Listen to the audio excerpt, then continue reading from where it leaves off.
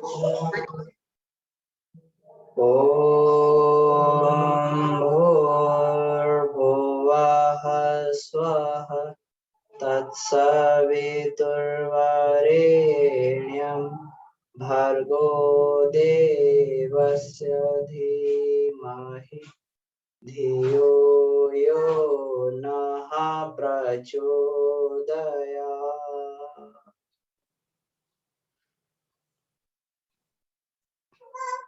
परम पूज्य गुरुदेव, वंदनीय माता जी, सभी ऋषि सत्ताओं के सूक्ष्म संरक्षण में आज ये गायत्री संहिता पर हम लोग दूसरी चर्चा करने के लिए जा रहे हैं। दूसरी कक्षा है ये।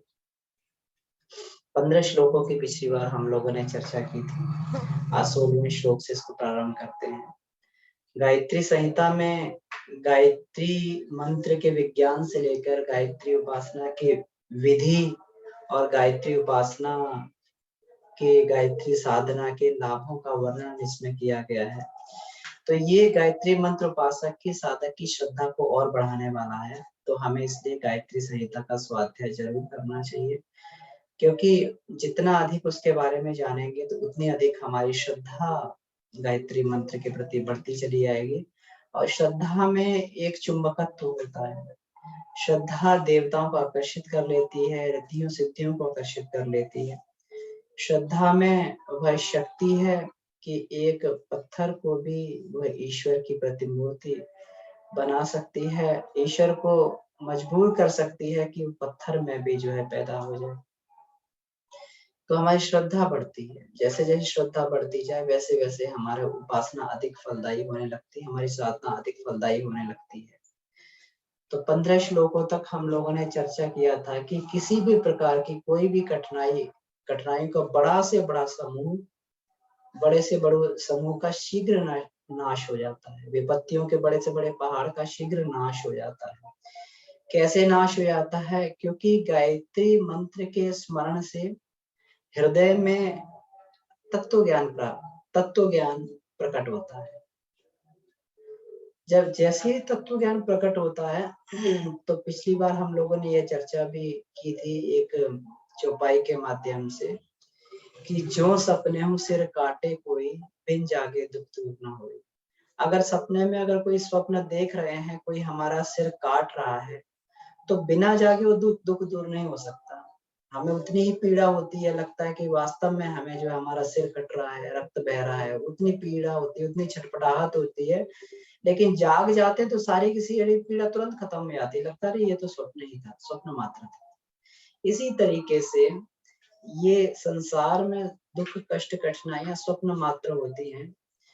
व्यक्ति अगर स्थित प्रज्ञ रहकर अगर तत्व ज्ञानी है तो उसको सारे के सारे दुखों के समूह उसके नष्ट हो जाते हैं और उसको केवल और केवल वहां पर एक ईश्वर की व्यवस्था चलती हुई दिखाई देती है।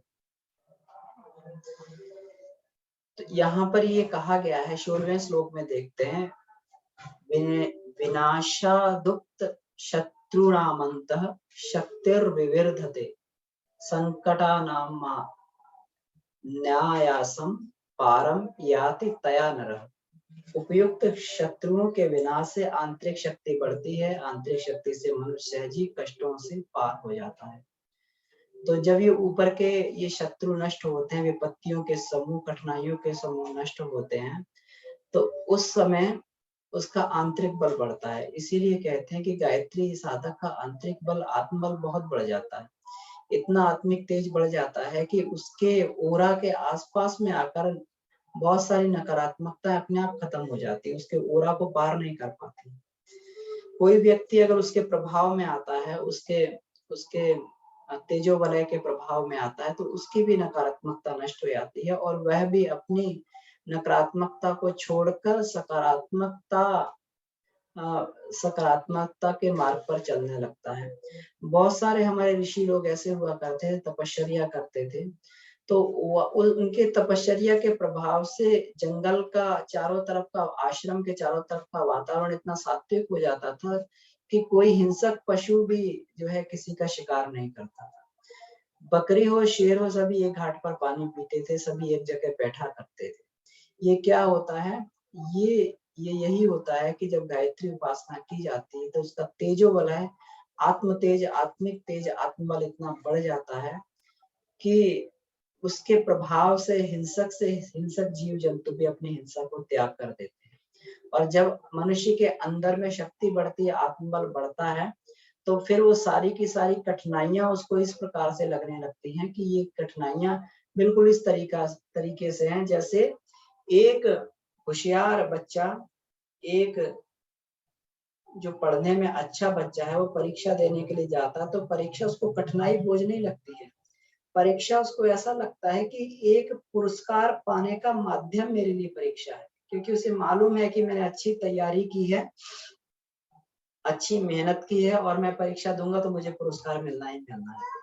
इसी प्रकार से भक्त जो होता है उसके अंदर आत्मबल इतना बढ़ जाता है कि वो अपने आत्मबल के कारण परेशानी को ये नहीं मानता कि ये कष्ट है, वो ये मानता है कि ईश्वर ने मुझे एक नई योग्यता प्राप्त करने के लिए, एक नया अनुभव प्राप्त करने के लिए, मेरी परीक्षा लेने के लिए ये एक एक कठिनाई मेरे सामने भेजी है और मुझे बिल्कुल इसको पार करते हुए और बड़े अच्छे से अपने कर्तव्य का पालन करना है। निश्चय ही गायत्री के उपासक के हृदय में सदिच्छाएं पैदा होती हैं, उनकी पूर्ति के लिए सहज में साधन भी मिल जाते हैं। अब ये इसमें ये कहा गया है कि ये मनुष्य जो है कल्प वृक्ष है।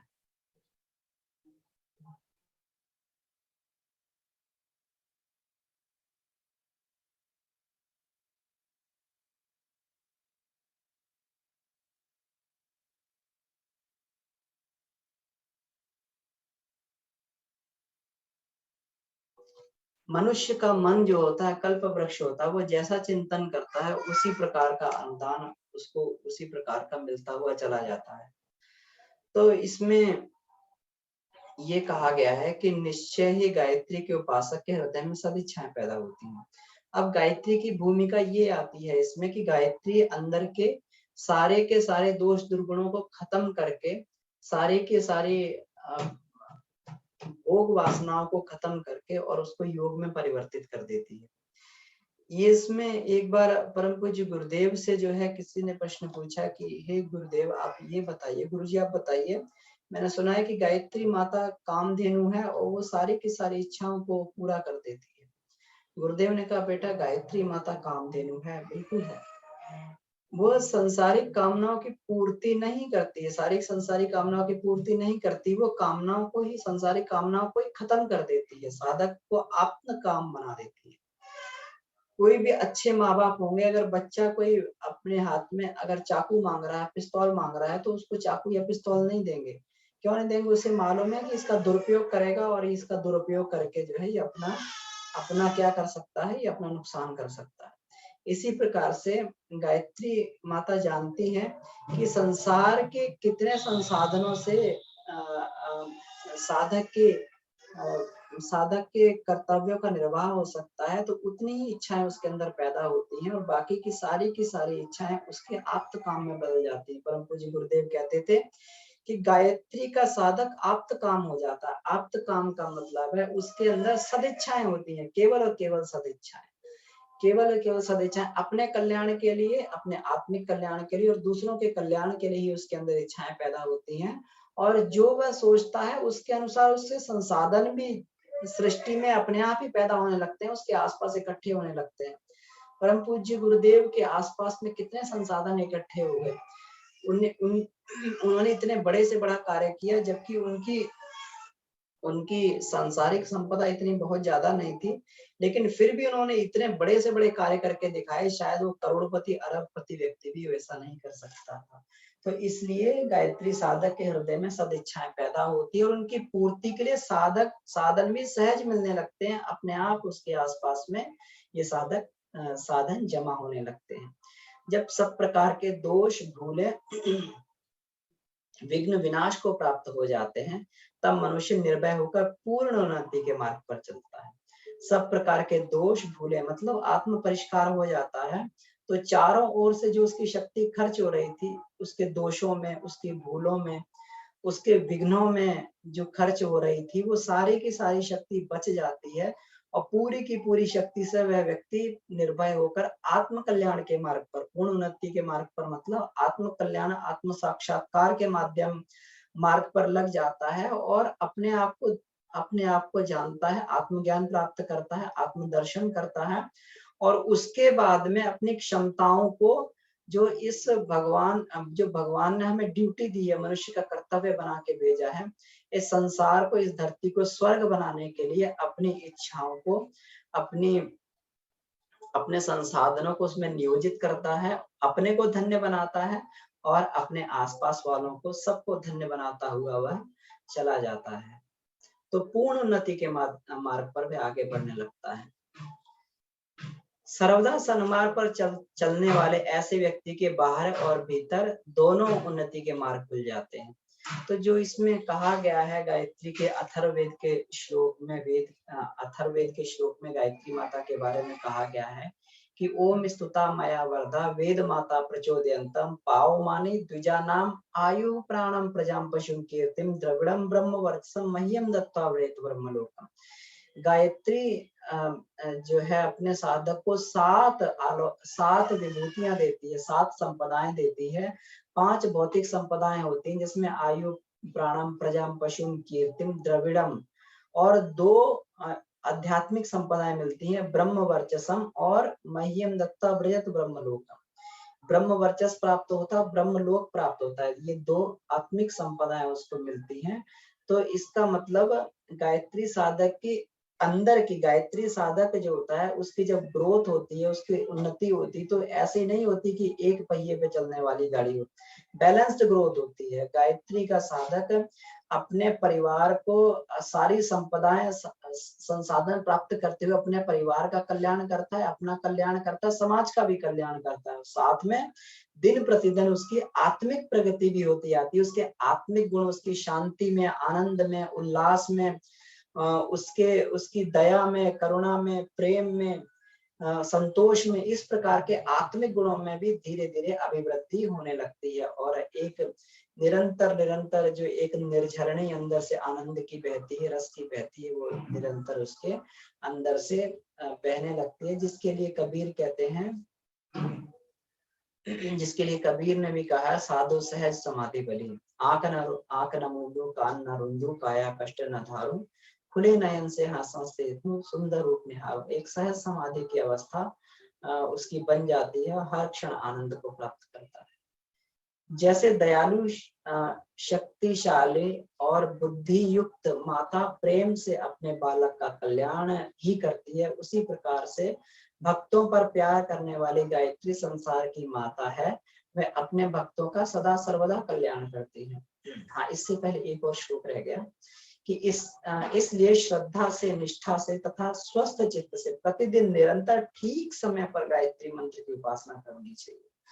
तो ये जो है, इसीलिए श्रद्धा और निष्ठा से, श्रद्धा का मतलब आदर्शों के प्रति प्रेम, मतलब अच्छाइयों के प्रति प्रेम हो तभी हमारी गायत्री उपासना सफल हो सकती है। अगर हमारे अंदर अच्छाइयों के प्रति प्रेम नहीं है और बुराइयों से लगाव है तो हमारी गायत्री उपासना सफल नहीं हो सकती।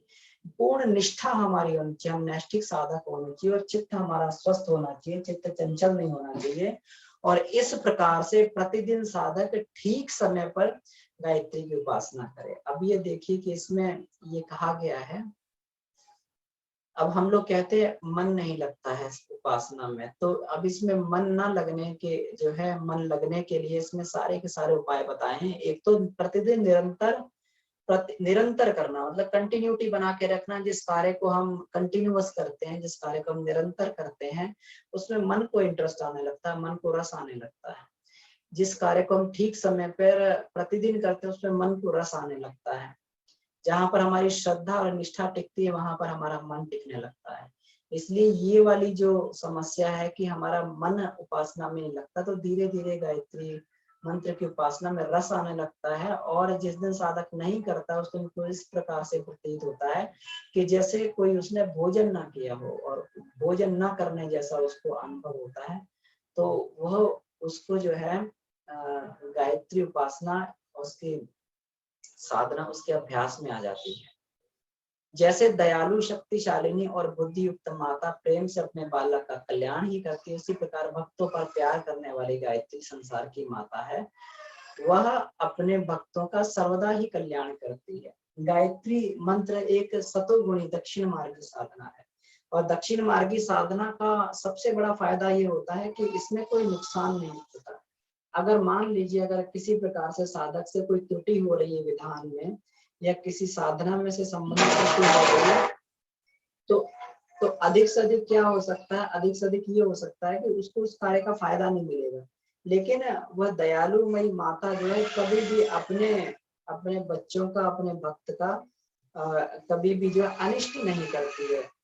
लोग कहते हैं कि गायत्री मंत्र में अगर कोई साधना विधान में अगर कोई त्रुटि होगी तो क्रुद्ध हो जाएंगे, गायत्री माता जो है उसमें हमें ये दंड देगी। तो ऐसा जो है इसमें बताया गया है कि इसका कोई भी कहीं भी साइड इफेक्ट गायत्री उपासना का नहीं होता है। तो हमें बिल्कुल निडर होकर जो गायत्री उपासना किसी भी माध्यम से, बिल्कुल एक माँ जिस प्रकार से बच्चों पर सहज प्रेम होता है, उसी प्रकार से जो है ये गायत्री का अपने भक्त पर सहज प्रेम होता है।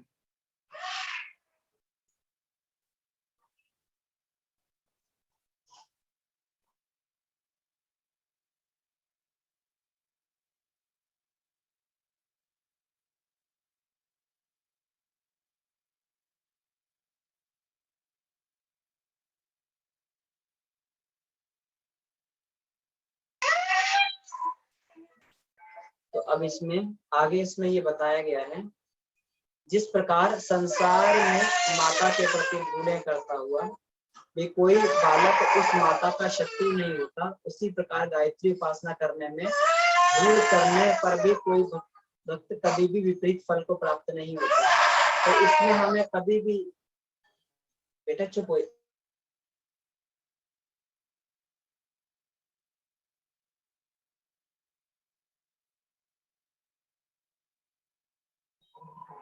तो इसमें निश्चित सी बात, कभी भी हम लोग जो है जब ये अपनी उपासना प्रारंभ करते हैं, ये कर्मकांड को प्रारंभ करते हैं, तो उस समय प्रारंभ में हमसे कुछ भूलें हो जाती हैं, लेकिन भूल के डर से हम उपासना ना करें तो ये उपयुक्त नहीं है।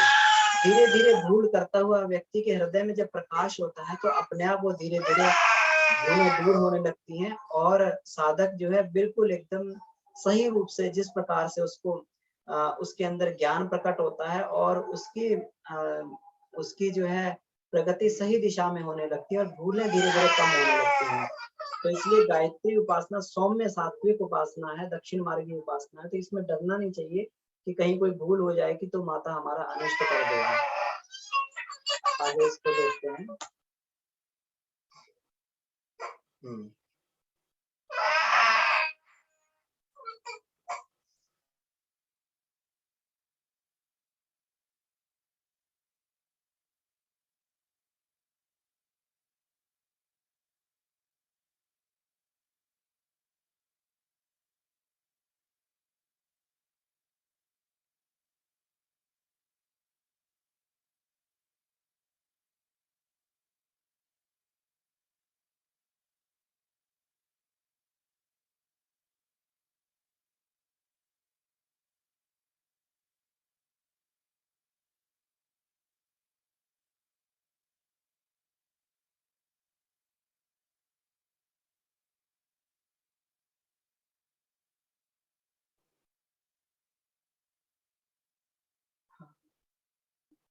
इसमें 25वें श्लोक में कहा गया है, गायत्री के अक्षरों का गुंफन इस प्रकार है कि जिससे समस्त गूढ़ ग्रंथियां जागृत हो जाती हैं।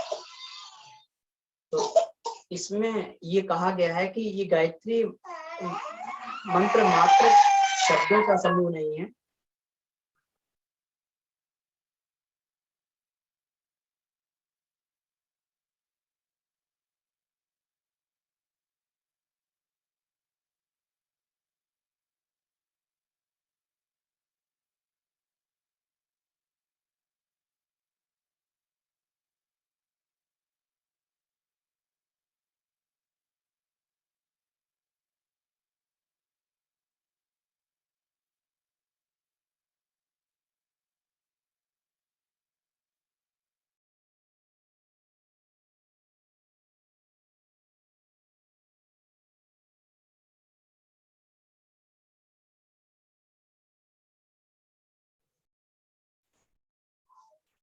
बीच में क्षमा करें, बीच में ही नेटवर्क का डिस्टरबेंस आ गया था। चलिए इसको पुनः आगे बढ़ाते हैं। गायत्री के अक्षरों का गुंफन इस प्रकार है कि जिससे समस्त गुह ग्रंथियां जागृत हो जाती हैं। तो गायत्री के अक्षर केवल इसके शब्द केवल कुछ अर्थ मात्र नहीं है, एक सद्बुद्धि की प्रार्थना नहीं है।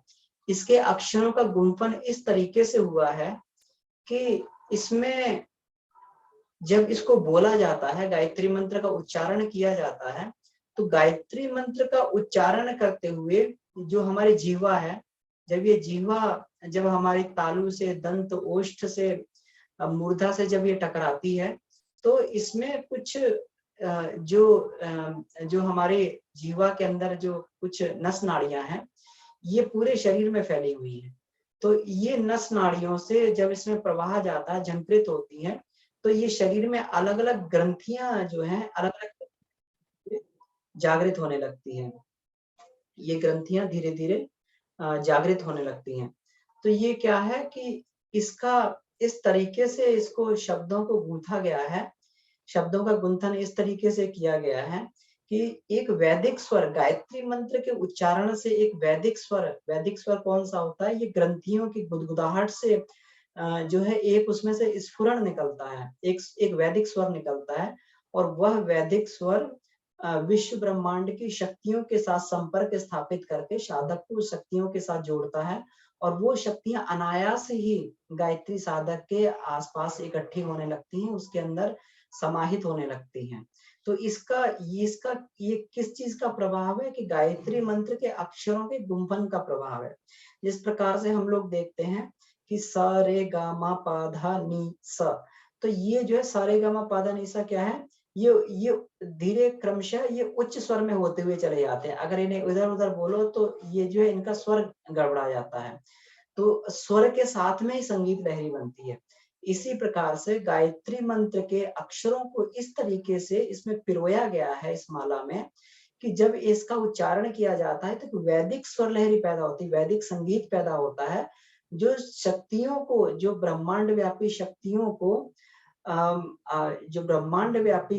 को साधक के ऊपर कृपा बरसाने के लिए बाधित करता है, कृपा बरसाने के लिए उसको जो है उसको मजबूर करता है। साधक जो है धीरे धीरे उन सभी 24 गायत्री की शक्तियों से धीरे धीरे संपन्न होने लगता है। इसमें आगे कहा है, जागृत हुई ये सूक्ष्म यौगिक ग्रंथियां साधक के मन में निसंदेह शीघ्र दिव्य शक्तियों को पैदा कर देती हैं। तो अब इसमें ये तथ्य समझ में आ रहा होगा कि साधक को धीरे धीरे उसके अंदर दिव्य शक्तियां किस तरीके से धीरे धीरे पैदा होती हैं।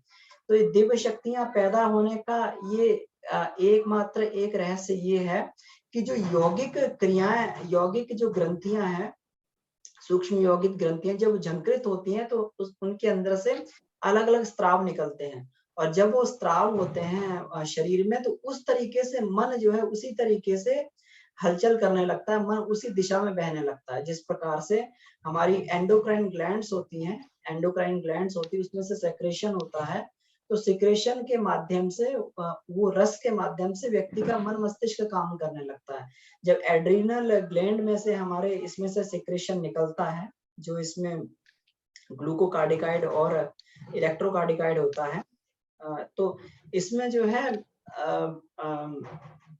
तो इसमें एड्रिनल ग्रंथियों में से जिसमें ये स्त्राव होने से शरीर में कंपन पैदा होता है, एक उसके हृदय की धड़कन तेज हो जाती है, उसका ब्लड प्रेशर बढ़ने लगता है। तो ये क्या है, केवल और केवल इसके स्त्राव का ही एक परिणाम है, जो शरीर में अलग अलग तरीके की क्रियाएं होने लगती है। तो इसी तरीके से ये जो सूक्ष्म ग्रंथियों से जो रस पैदा होते हैं, ये रस जो है साधक के अंदर उसको अलग अलग कार्य करने के लिए, उसके अंदर उसको दिव्य शक्तियां जो पैदा होती है, दिव्य कार्य करने के लिए, अच्छे कार्य करने के लिए, सन्मार्ग पर चलने के लिए उसको बाधित करते हैं, उसको जबरदस्ती आगे की तरफ धकेलते हैं। इसीलिए इसमें प्रचोदया शब्द का प्रयोग किया जाता है, धियो यो न प्रचोदयात, की माता बलात् हमें हाथ पकड़कर सन्मार्ग की ओर ले चले। तो ये सन्मार्ग की ओर ले चलने का विज्ञान यही है कि जो जागृत जो हुई योगी ग्रंथियों में से स्त्राव साधक को आगे सकारात्मक दिशा में, सद्बुद्धि की दिशा में उसको आगे ले चलते हैं। ये दिव्य शक्तियां मनुष्य के लिए नाना प्रकार के मंगल सुंदर परिणामों को उत्पन्न करती हैं। तो गायत्री साधक के जीवन में शुभ परिणाम इसीलिए उत्पन्न होते हैं क्योंकि वह जो है अच्छे कार्य करता है, दिव्य शक्तियों के संपर्क में रहता है, तो उसके जीवन में सभी चीज मंगलमयी होनी चालू हो जाती है। तो कितनी भी कोई जो है ग्रह की कुदृष्टि हो, गायत्री मंत्र के उपासक के ग्रह अपने आप धीरे धीरे सारे के सारे शांत होने लगते हैं क्योंकि सभी ग्रहों का स्वामी सूर्य है और सूर्य के कारण सारे ग्रह शांत होने लगते हैं। इसके बाद आलस्य रहित होकर गायत्री मंत्र का शुद्ध ही उच्चारण करना चाहिए। जो ऐसा करने में असमर्थ हो वे केवल प्रणव सहित व्यार्थियों का जाप करें। अगर कभी कोई व्यक्ति अल्प शिक्षित है, उसको पूरा मंत्र नहीं आ रहा है, शुद्धता से उच्चारण नहीं कर पा रहा है, तो गायत्री मंत्र का छोटा स्वरूप इसमें युग ऋषि ने बताया और जो गायत्री संहिता में भी दिया गया है प्रणव सहित ओम भूर्भुवः स्वः, 3 व्यार्थियां ओम भूर्भुवः स्वः, इसको छोटा गायत्री मंत्र बोला गया है। तो इतने से ही अगर कोई व्यक्ति जो है इसका भी उच्चारण करता है तो इतने से भी इसको गायत्री मंत्र जपने का उसको पुण्य प्राप्त हो जाता है, अगर वो सही रूप से शुद्ध गायत्री मंत्र जप नहीं कर सकता है।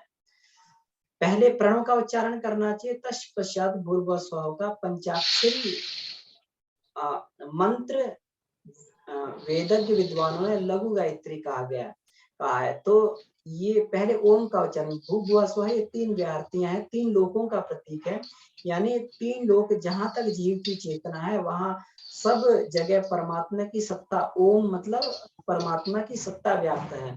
तो इस तरीके से ओम भूर्भुवः स्वः, ये जो पंचाक्षरी इसको गायत्री मंत्र बोला गया है, इसको प्रणव से प्रारंभ करके 3 व्याहृतियों सहित इसका जप करना चाहिए। शुद्ध वस्त्रों का धारण करके शुद्ध वायुमंडल में देह एवं मन को शुद्ध करके गायत्री की उपासना करनी चाहिए। तो गायत्री उपासक को शुद्ध वस्त्र धारण करके, स्नान इत्यादि करके, शुद्ध वस्त्र धारण करके शुद्ध वायुमंडल में देह और मन की शुद्धि, तो देह की शुद्धि होती है और मन की शुद्धि किस प्रकार से, जब हम षटकर्म इत्यादि करते हैं, प्राणायाम इत्यादि करते हैं, तो इससे मन भी शुद्ध होता है। तो देह और मन की शुद्धि के लिए जब हम उपासना में बैठते हैं तो ऐसा हो ही नहीं सकता कि गायत्री मंत्र की उपासना, गायत्री मंत्र साधक के लिए फलदायी ना हो। धीरे धीरे गायत्री मंत्र की जो भी विशेषताएं, जो भी रिद्धियां सिद्धियां बताई गई हैं, वो गायत्री साधक में अपने आप प्रकट होने लगती हैं। गायत्री महाविज्ञान भाग 1 में ये कहा गया है कि साधक की साधना पकने में, उसको सिद्धावस्था आने में 12 साल लग जाते हैं। तो इसलिए हमें बिल्कुल धैर्य से अपनी गायत्री उपासना करते रहना चाहिए और 12 सालों बाद जो है वो साधना बिल्कुल अपना परिणाम भी देने लगती है और उसको, साधक को अपने अंदर रिद्धियां सिद्धियां जिस प्रकार से प्रकट हो गई हैं, तो इस तरीके से उसको अनुभव में भी आने लगती हैं। तब तक धैर्य पूर्वक जो है माता का अवलंबन, माता का आंचल पे रहना चाहिए। तो इस तरीके से इसके 30 श्लोक हमने यहाँ तक पूरे किए। तो आज को यहीं तक रखते हैं, आज के इसके चर्चा को, और अगले सप्ताह पुनः जो है 15 श्लोकों की आगे चर्चा करेंगे। अब किन्हीं का कोई प्रश्न हो इससे संबंधित तो प्रश्नों पे हम लोग चर्चा कर सकते हैं, या फिर अपना अनुभव भी आप लोग इसमें बता सकते हैं।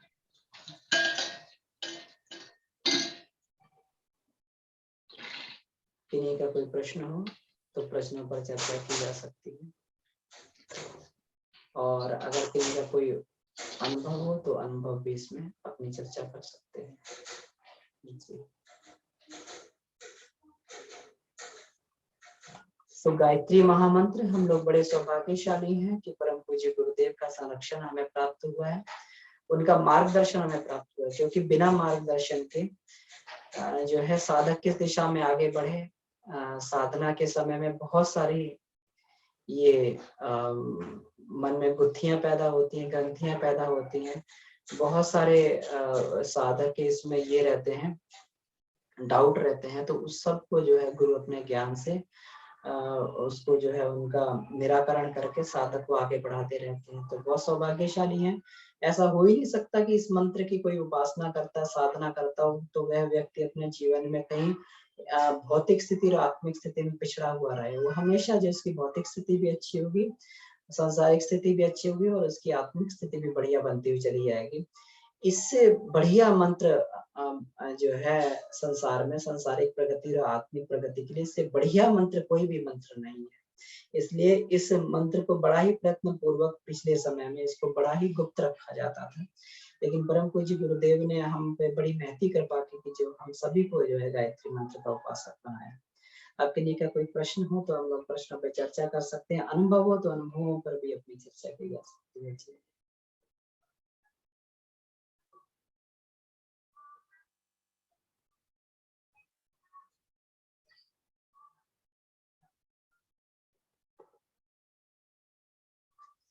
ठीक है, तो अगर कोई प्रश्न नहीं बनता है तो परम पूज्य गुरुदेव वंदनीय माता जी से प्रार्थना करते हैं कि इसी तरीके से हम सभी की जीवन यात्रा आत्मिक दिशा में आगे बढ़ती रहे। हमें आपका सतत मार्गदर्शन प्राप्त होता रहे, आपसे शक्ति आप प्राप्त होती रहे, आपसे सतत प्रेरणा हमें प्राप्त होती रहे। हम आपके मार्ग पर हमेशा जैसे आपने बताया आगे बढ़ते रहें। इसी के साथ में आज की कक्षा को ही समाप्त करते हैं। आप सभी को बहुत-बहुत धन्यवाद कक्षा में जुड़ने के लिए। जी, आइए हम लोग शांति पाठ करते हैं। ओम